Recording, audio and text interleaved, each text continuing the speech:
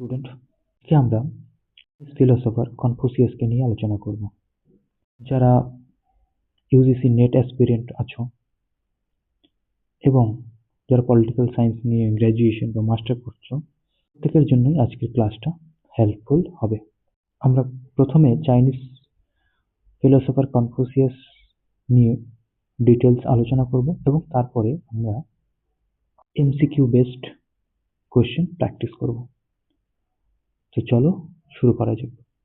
Confucius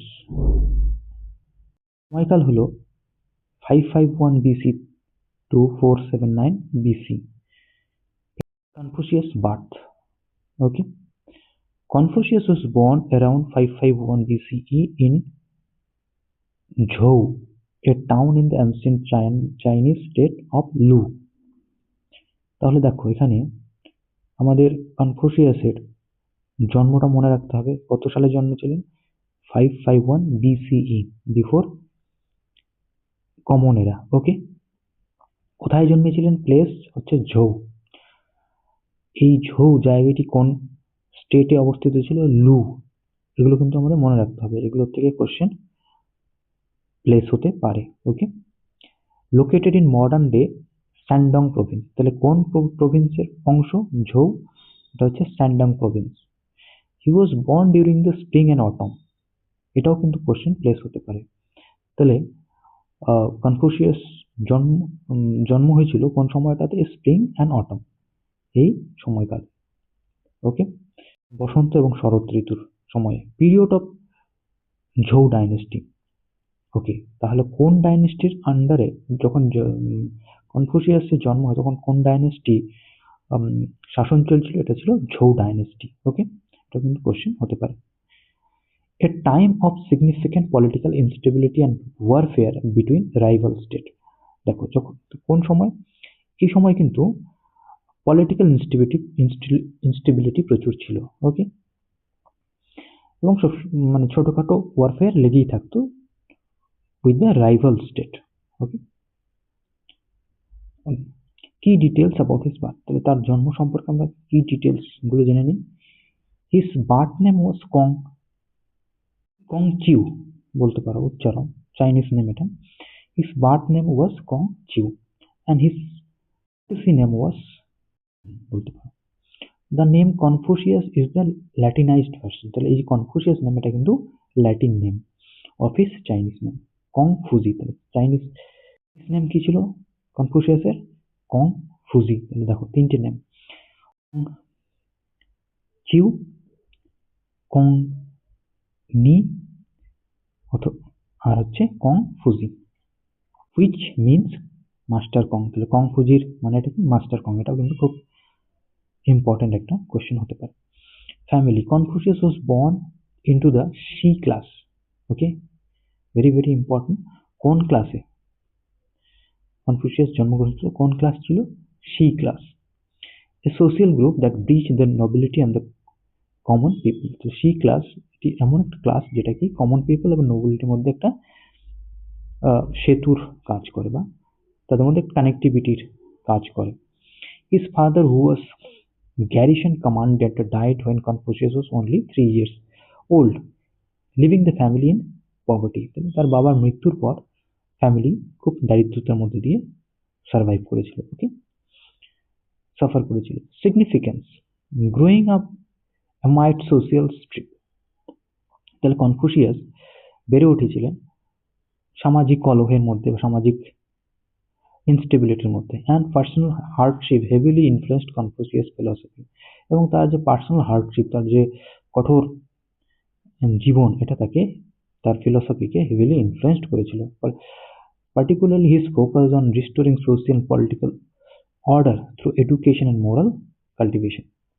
তাহলে particularly তিনি focus করেছিলেন সোশিয়াল পলিটিক্যাল অর্ডার রিস্টোর করতে। কি রিস্টোর করতে? Social political order through education and moral cultivation. এটাও কিন্তু প্রশ্ন হতে পারে। Okay, next. Confucianism is an ethical and philosophical system founded on the teachings of the Chinese philosopher Confucius in the 6th to 5th century BCE, sometimes viewed as a religion but better understood as a way of life. It emphasizes personal morality, social harmony and the importance of virtues. Okay, তাহলে কনফুসিয়াসের philosophy বেশিরভাগ কিসের উপর জোর দিচ্ছে? Personal morality, social harmony and ভার্চুর উপর বেশি জোর দিচ্ছে। For more than 2 millennia, Confucian thought has profoundly influenced the culture, government and society of China and other East Asia countries like Korea, Japan and Vietnam. খুব important. তাহলে কনফুসিয়াসের যে থটগুলো সেগুলো আর কোন কোন দেশকে বেশি প্রভাবিত করেছিল? চায়না তো আছেই, সঙ্গে ইস্ট এশিয়া কান্ট্রি। কি কি ইস্ট এশিয়ান কান্ট্রিগুলো ছিল? Korea, Japan and Vietnam. Okay, মনে রাখতে হবে Korea, Japan and Vietnam. Okay, core concepts and virtues. তাহলে কনফুসিয়াসের ভার্চুগুলো কি কি ছিল? ভার্চুর উপর কনফুসিয়াসের কি ধারণা ছিল? রেনকে বলা হচ্ছে হিউম্যাননেস, দ্য হাইয়েস্ট কনফুসিয়ান ভার্চু। তাহলে এটা কিন্তু খুব ইম্পর্টেন্ট কোশ্চেন। রেনকে কি বলা হয়? The highest. এটা হচ্ছে চাইনিজ নেম এবং ইংলিশ নেম হচ্ছে হিউম্যাননেস, মানবতা। দ্য হাইয়েস্ট কনফুসিয়ান ভার্চু, এটাকে হাইয়েস্ট কনফুসিয়ান ভার্চু বলা হয়েছে। Which signifies benevolence, empathy and kindness towards others. Okay, cultivating Ren is the path toward becoming an exemplary human being. তো exemplary human being অথবা perfect human being হওয়ার জন্য কি cultivate করতে হবে? একমাত্র পদ হচ্ছে রেন কাল্টিভেট করতে হবে, মানে রেন ইনক্রিজ করতে হবে। ওকে, বা হিউম্যাননেসকে বৃদ্ধি করতে হবে, হিউম্যাননেসকে বাড়াতে হবে। লি, এটাও কিন্তু চাইনিজ নেম, এটা একটি ভার্চু। Ritual and propriety. কি? Ritual and propriety, the norms, rituals and etiquette that govern how people should interact. Norms, নিয়ম কানুন, রিচুয়ালস অ্যান্ড এটিকেট, ওকে, আদব কায়দা, সবকিছু that govern how people should interact, এগুলো শিখতে হবে। ওকে, তার মধ্যে এগুলোর মাধ্যমে আমরা জানবো যে কি করে আমাদের কি করতে হবে, ইন্টারাক্ট আমরা কিভাবে করতে পারি। Adhering to li reinforce respect and helps maintain social order and harmony. হচ্ছে জুনজি কি বলা হচ্ছে? Exemplary person. Okay, junzi. The ideal gentleman, এটাও কিন্তু প্রশ্ন আসতে পারে। জুনজি কাকে বলা হয়? The ideal gentleman or superior person who embodies moral virtue, pursues self-improvement through education and acts as a role model for society. Junzi হচ্ছে exemplary পারসনকে বলা হচ্ছে junzi. Okay, the ideal gentleman or superior person, খুব important question. Embodies moral virtue, এর মাধ্যমে কি হবে? Moral virtue বৃদ্ধি পাবে। পারসুয়েস সেলফ ইমপ্রুভমেন্ট বৃদ্ধি পাবে through education, and acts as a role model for the society, এবং তার ফলে সোসাইটির রোল মডেল হিসেবে নিজেকে উপস্থাপিত করা যাবে। ওকে, জিয়াও অথবা জিয়াও, এটাকে কি বলা হচ্ছে? Filial piety. The deep respect and devotion shows to one's parents, elders and ancestors. তাহলে জিয়াওকে কি বলা হচ্ছে? Filial piety. এটা মানে হচ্ছে deep respect and devotion show to one's parents, elders and ancestors. This is considered the foundation of harmonious family and by extension a harmonious society. Harmonious family extension কি? Harmonious society. তাহলে এই filial PT কিসের কাজ করবে? Foundation করা harmonious family, এবং এই harmonious family থেকে কি ফাউন্ডেশন হবে? হারমোনিয়াস সোসাইটির। Okay, next the 5 relationship. তাহলে কনফুসিয়াস পাঁচটি রিলেশনশিপের কথা বলেছিলেন। কি কি? A central element defining social roles and obligations, এর মাধ্যমে সোশিয়াল রোল ডিফাইন করা হয়েছে। Ruler and subject, father and son, then husband and wife, then elder brother and younger brother, then friend and friend. দেখো এটা কিন্তু friend and friend কিন্তু equal. ওকে, এটা কিন্তু পরীক্ষায় আসতে পারে, খুব important question. Treat as equal, but বাকিগুলো কিন্তু দেখো একটা রুলার অ্যান্ড সাবজেক্টের মধ্যে যে সম্পর্ক সেটা তো ইকুয়াল হতে পারে না, ফাদার অ্যান্ড সনের মধ্যে ইকুয়াল হতে পারে না, বাট ফ্রেন্ড অ্যান্ড ফ্রেন্ড কিন্তু ইকুয়াল সম্পর্কের কথা এখানে বলা হয়েছে। Education. Confucius believed that education was critical for self-improvement and developing a virtuous character. An educated individual could then contribute to a more moral government and peaceful society. তাহলে educated person কি করতে পারে, contribute করতে পারে to established moral government and peaceful society. Next, the four books, Confucius four books ki this text became the core of the curriculum for the imperial civil service examination during the Ming and Qing dynasty. Ki four book, the Analects, Lun Yu. This is the most direct and reliable source for Confucius philosophy. Ki content it is a collection of his sayings, ideas, and conversations with each disciple. It was compiled by his followers after his death in 479 BCE. এখানে the অ্যানালেক্টস মাধ্যমে কনফুসিয়াসের আইডিয়াগুলোকে compile করা হয়েছে, কখন, তার মৃত্যুর পরে। Theme, it focuses on the cultivation of moral virtue. তাহলে cultivation of moral ভার্চুর উপরই বেশি জোর দেওয়া হয়েছে। মোরাল ভার্চুকে বৃদ্ধি করতে হবে বা ডেভেলপ করতে হবে। দ্য ইম্পর্টেন্স অফ রিচুয়ালকে চাইনিজ ভাষায় বলা হয় li. The qualities of an example person কাকে বলা হয়, জুনজি, মনে রাখতে হবে, খুব ইম্পর্টেন্ট। তো ফোর বুকস, তার মধ্যে the Analects and the second হচ্ছে মেনসিয়াস। কি কন্টেন্ট আছে, a collection of dialogues between the Confucian philosophers Mencius a prominent follower of Confucius. Mencius হচ্ছে কনফুশিয়াস একজন বিখ্যাত follower and various king. Okay, তাহলে এখানে হচ্ছে মেনসিয়াস এবং বিভিন্ন রাজার মধ্যে ডায়ালগগুলোকে এখানে সংকলিত করা হয়েছে। মেনসিয়াস, চাইনিজ নাম Meng Zi. Number 3, the great learning. তাহলে চারটা বইয়ের মধ্যে একটা গেল the Analects, the Mencius, the great learning, ডাকসুই চাইনিজ নাম। কি আছে, a guide for moral self cultivation, originally a chapter of the book of rites. এটা হচ্ছে অরিজিনালি বুক অফ রাইটস একটা চ্যাপ্টার।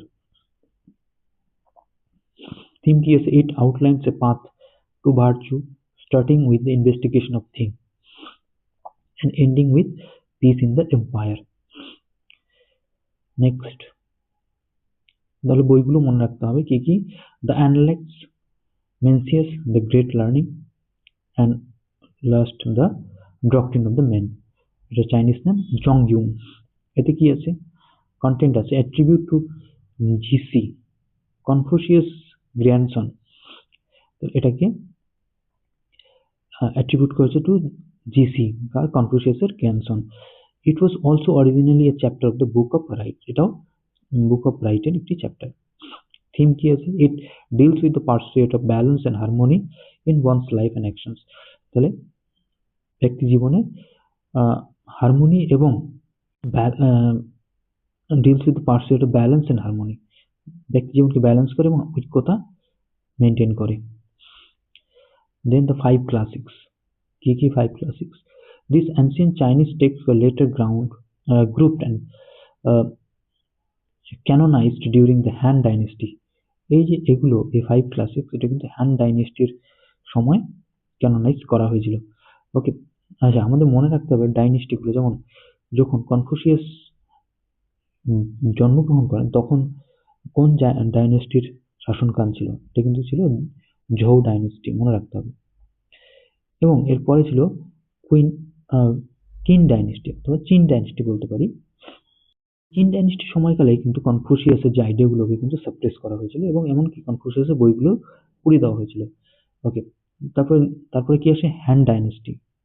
হ্যান ডাইনেস্টির শাসন সময়কালে কিন্তু কনফুসিয়াস যে কনফুশিয়ানিজম বা কনফুশিয়ানের চিন্তাধারা এগুলো কিন্তু ফ্লারিস্ট করেছিল এবং এটাকে একটা স্টেট আইডিওলজি হিসেবে স্বীকৃতি দেওয়া হয়েছিল। ওকে, তারপরে আসে ট্যাং ডাইনেস্টি। ট্যাং ডাইনেস্টি কিন্তু ধীরে ধীরে ট্যাং ডাইনেস্টির সময় কিন্তু বুদ্ধিজম রাইজ করতে থাকে। ওকে, দেন আসে সং ডাইনেস্টি, মনে রাখতে হবে সং ডাইনেস্টির সময় কিন্তু নিউ কনফিউশিয়ানিজমের আবির্ভাব ঘটে।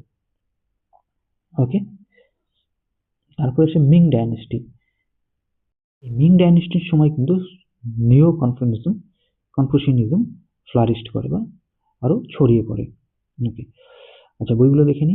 ক্লাসিক অফ পোয়েট্রি, শিজিং, এটা হচ্ছে চাইনিজ নাম সিজিং। কি আছে? The oldest existing collection of Chinese poetry consisting of 305 poems. এগুলো দরকার নেই, শুধু বইয়ের 5 ক্লাসিক্স গুলো মনে রাখলেই হবে। Okay, number 1 classic of poetry Shijing, book of documents শুজিং।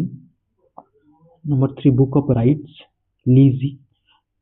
A Lizzie Book of Rights কি describe করছে? Describe the social norms, governmental organization and ritual conduct of the Zhou dynasty. আর Book of Documents কি করছে? A collection of speeches and historical documents from ancient China, focusing on the actions and political philosophy of the sage kings. Okay, তাহলে আমরা কি কি বললাম? Classic of poetry, book of document, book of right, then book of changes. এটা Chinese নাম হচ্ছে ইজিং। A manual or divination centered on the principles of yin and yang.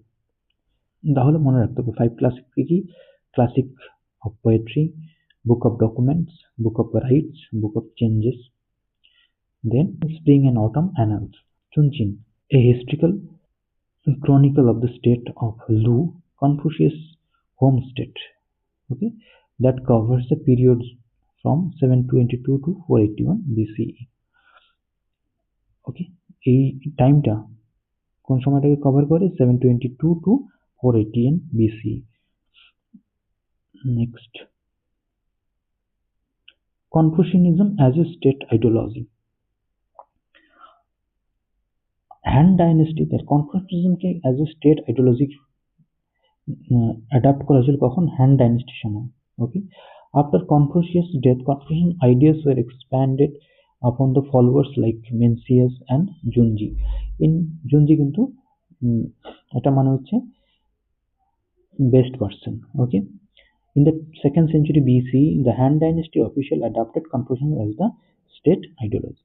Civil service exam.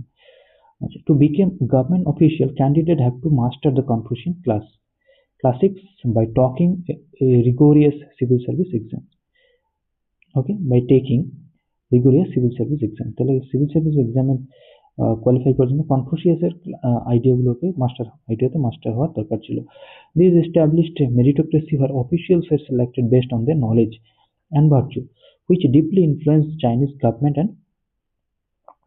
for centuries. Okay, next, Neo-Confucianism in the Song dynasty. তাহলে এটা খুব কোন সময় neo Confucianism develop হয়েছিল? Song ডাইনেস্টিতে 960 to 1279 CE. Neo-Confucianism emerged as a revival that combined traditional Confucian teachings with influence from Buddhism and Taoism.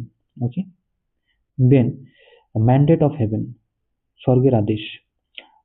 This political concept stated that the ruler's legitimacy came from a moral power. এর মাধ্যমে বোঝা যাচ্ছে যে rulers legitimacy বোধটা কোত্থেকে আসে?